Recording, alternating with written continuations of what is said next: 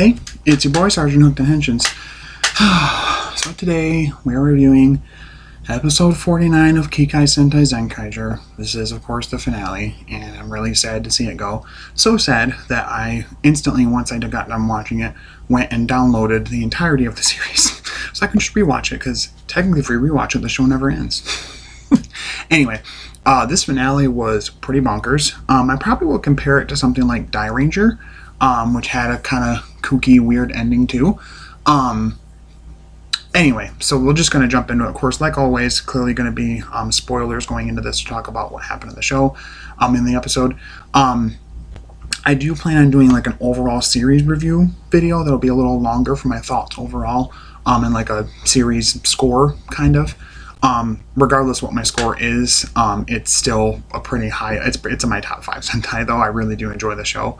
But anyway, so the episode started off kind of weird. So we ended last time with Kami-sama, the god character, whatever, putting all the worlds back in the Tojo gears. This one starts up, and it shows Seichan. Looks like he's going to do the whole Zenkai no Zenkaiger wa, to tell you what happened last time. And he doesn't. He just goes, tune, tune, tune. He's just talking. It's like, what? And it shows Yachan, the parents, and Kaito. And they're all talking, and Kaito knows something's off. He holds out a Zenkaiger, and they're like, what's that? And he tries to tell them. They don't know what it is. It seems to be that somehow a reset has happened where they never discovered parallel worlds, and he got to stay with them, and they never went anywhere. And so he questions this, and this really bothers him.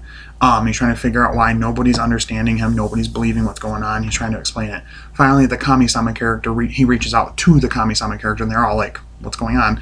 And in his mindscape, we get this whole sequence where this god character says he did make all the worlds, helped the Tojutendo for a bit, but didn't like how they were conquesting, and so he started helping the Zenkaigers, but thinks that they all need to be balanced, they need to be separate, blah, blah, blah. And so this kind of bothers Kaito. And so we get this really cool elongated fight sequence where it's in Kaito's mindscape, and it's weird because outside of it, it's just him, and it's him switching voices from the Kaito voice to the Kami-sama voice, and like doing a bunch of weird movements, so they're not seeing what's going on. It's all happening up here pretty much. And so the god character becomes basically white Kaito, like just basically a white version of his entire costume, and turns into Super Zenkaiger. Super Zenkaiger. First just Zenkaiger, then it turns to Super Zenkaiger. So he transforms and he fights. And pretty cool sequences about different little places here and there, memories they had, and that, no, my friends are important, and you can't keep these worlds separate. That's not okay. They need to be able to be established pathways between. We've, forged connections, blah, blah, blah. Basically kind of reiterating all the things we've gotten throughout the series about friendship, family, connections, being close to other people, helping others in need, stuff like that. And so he eventually... there's a whole sequence where he basically turns into each of the Zenkaigers and fights as them, basically. And then there's a whole thing where it's literally the entire team, including Zox and Stacy, coming at him and fighting Kami-sama. And he ends it by saying, he kind of holds up his hand. He's like, nope, I've decided I'm going to keep it this way. And he's like, well, he's like, I'll give you one more chance. We'll decide it one way. And he's like, I'll let you choose. And so the fate of the entirety of reality rests on Kaito challenging God to a game of rock, paper, scissors, which is absolute insanity. So he does it, and it's weird because it switches viewpoints back to when he's in the normal world, and everybody's looking at him. He's just like, it's so ridiculous, this show. But anyway, he essentially does beat Kami-sama, and he teaches him that it is important that you should take care of the worlds that you've created, that because he mentions being able to create and destroy, and that you don't have to destroy, that things you create are beautiful, and that they can have life and do their own things, and that these worlds, there are a lot of them, yes, but they don't hurt each other by being in connection with each other. They help each other. And so he kind of like basically just kind of after school specials it pretty much, and teaches the Kami-sama character to not do that. So he leaves, he puts reality back as it was. It jumps up a few months later, a few weeks later, something like that, and we see that pathways have been established between all the different worlds. So people, like variants from other worlds, are coming into, they call Kaito's Earth Zenkaitopia now, which I thought was pretty cool. So he's there, he's with his friends again, so everything's good there. And they're really excited to see him, of course. Stacy actually stays at Kikaitopia and has reformed the Kudaks and is using them to help rebuild Kikaitopia. And actually, the people there ask him to be the new leader, and he's like, no, that's okay. I'd rather help. I want to help build. I want to have something I can protect and keep safe. So that's pretty cool. We also get a sequence where him and Zox, he comes back to Colorful for near the end, and they have like a bit of a party there. And Zox and Flint and the brothers come as well, and they're in human form. And so I was wondering about this because I was like, the whole series, I'm like, if they switch them back to humans, he won't have any mecha to use in like future team ups and stuff. Well, I was wrong because, or during the show, like if they did it early in the show, they somehow figured out a way to turn them back to human. But Flint also adjusted their gears so that when he puts it into his Geartlinger, he can make them back into their SD bot versions to fight. So I think that's pretty cool. Kind of a way of making them Rangers without making them Rangers, and pretty interesting that they can kind of swap between the two forms. But yeah, so everybody's together and very happy. Again, they teach the Kami-sama character to just be nicer about his creations, I guess. It ends with Yachan saying, I think that, you should go out and do your own thing now. You've worked so hard for everybody else, and, your parents are back and everything. I think, it's time you go explore. And he's like, you know what, you're right. And so he brings the main team with him, Jiran, Gawan, Majin, and Vroon with him to go check out other worlds. And he's really excited about it, and to meet these other worlds and blah, blah, blah, which is going to lead to, like, I'm sure team-ups down the road if we do any other crossover special things with other Sentai seasons. Not that any Sentai season is going to acknowledge anything from this lore-wise. But yeah, and it's actually cool because at the very end of it, he turns the camera and says, and you take care of yourself too. And I was like, thank you, Kaito. So overall, it was an entertaining episode. I probably would score it like an 8-ish out of 10. There's a lot of things to dissect in it that I think are really odd and interesting. Especially that he taught the god character to just like his creations more, I guess. I don't know how I feel about that. I do feel like this whole Kami-sama character thing could have been done a little better if they would have introduced it earlier as like a random influence thing instead of like a few episodes from the end. Sentai has a bad thing with doing that. Sometimes Rider does too, honestly, where they'll introduce something endgame villain-wise right at the very end, and then you're just left to make up your own reason as to why it happened. So that was kind of meh. I think it was really interesting when y'all thought it was Gege secretly being like the conspirator and everything.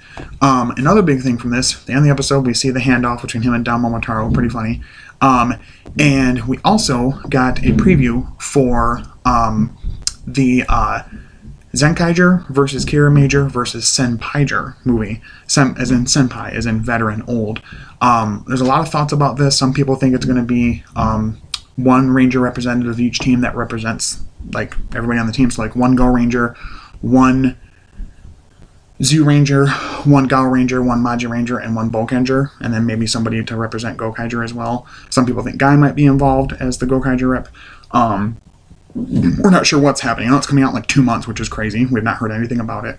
But yeah, and it's also like a remold of the Zenkaiger gear called the Kirameki gear or something like that. It just looks like the Zenkaiger gear, but with like Kira Major see-through crystal-y stuff to it. We don't get a lot from the trailer. It just shows them going, because the whole series ends with them being able to go between worlds. Seichan actually goes with them and can open portals now to other worlds. And so they go to other worlds. I'm guessing that's how they get into the world of Kira Major, and that's how the crossover happens. Just cool to see that it's existent. A crossover between the two. People are really hoping for that. So yeah, really excited about that. I forgot to mention too, Kaito does the way he sets everything back, how it's supposed to be, is he uses the Zenryoku Zenkai cannon. The Kami-sama character tells him the top of that tower that he tried bungee jumping off of. Sorry, I'm being really loud upstairs. They tried to bungee jump in the first episode. That tower, he ended up, that's where the Toji Tendo, like, weird purpley gear thing that's like the core of like transporting between worlds is. And he shoots his Zenryoku Zenkai cannon at it and blows it up, and that brings his friends back, and then we get the epilogue. So overall, it was a decent finale. Like I said, I probably scored like an 8-ish, 8.5 out of 10, just because I was wanting a bit more of anything, some explanation behind the Kami-sama character more than what we got, where they came from, maybe a flashback of them creating some of the worlds. And we may never get that, and that's okay. We do see a flash in the versus, the Visa Next, movie, the Zenkaiger versus Kiramaiger versus Senpaiger little thing, of somebody Toji Tendo related. To me, they look like they kind of took pieces of Gege. It's what it looks like. He's got a lot of purple and silver and red to him, so I don't know if that's a connection at all. But I'm interested for it. I'm interested in it, and I'm excited for it. Is what I meant. Interested for it. Interested in it and excited for it. I love both seasons, clearly. But what I'm most interested in also is, for one, who the Senpaigers are going to be, but also that it's taking place post both series. Usually the team-ups take place, during the series continuity, like a few episodes before the end or in the middle or something like that. Or like one has just ended and then the new one has started or whatever. But COVID's kind of made things kind of switch up a little bit. So now we get a story where both teams, it's post their story, if you will, and a new story for them to contend with. I think it's pretty cool. But yeah, so that concludes this review, I guess, for Zenkaiger. It was a crazy year. Definitely didn't have any way of at all knowing that we would end up here with first episode, Kaito and Jiron broing out fighting the Toji Tendo, and now all of a sudden we're fighting God, rock, paper, scissors. Never expected that. Also really excited that I've finally reviewed an entirety of one season of Sentai for my channel. This will be my first season that I've reviewed in its entirety, so I think that's cool. Episode by episode anyway, notwithstanding any of my retro reviews I've done. Coming up for content soon, I plan on doing a video on Kamen Rider Dragon Knight. I recently rewatched that. I really enjoyed my time there. And also Ryuki. I might wait on the Ryuki just to talk about Dragon Knight first because I really have some thoughts there. And definitely have another video coming up for the Supermassive crossover comic that has Radiant Black, Rogue Sun, and Inferno Girl Red on one comic together. It's a really cool little crossover comic that came out. And also Rogue Sun just came out at the time of recording today, and I read that, so I got to do a video for that too. And definitely look out. I'm going to be doing Revise clearly till that ends, and then Dawn Brothers starts up this weekend, so we'll have to wait and see who ends up being the first to subtitle it. I don't know. I think Overtime said they're done after Zenkaiger. So we'll have to see what we get as far as subtitling going forward. Hopefully there's some positive change and Toei, allows more of the Sentai stuff to get subtitled too. Maybe once they finally fully tell that they have the break from Hasbro and their deal and everything, then maybe that will be when it happens. I don't know. But hope you guys enjoyed the review. What did you guys think of the finale? Did you guys think it was insane? Did you think it was kind of boring? Middle? Where were you at with it? What were your favorite moments? Also in the comments, what were your favorite moments of the series? What was your, favorite character, your favorite transformation sequence? Was there a favorite episode you had? A power-up item? Did you like the Sentai gears? Did you not? Let me know in the comments. I really like reading the comments here and there, the few that I get. But thank you again so much for subscribing, liking, commenting, sharing, all that good stuff, watching today's video. I really appreciate it.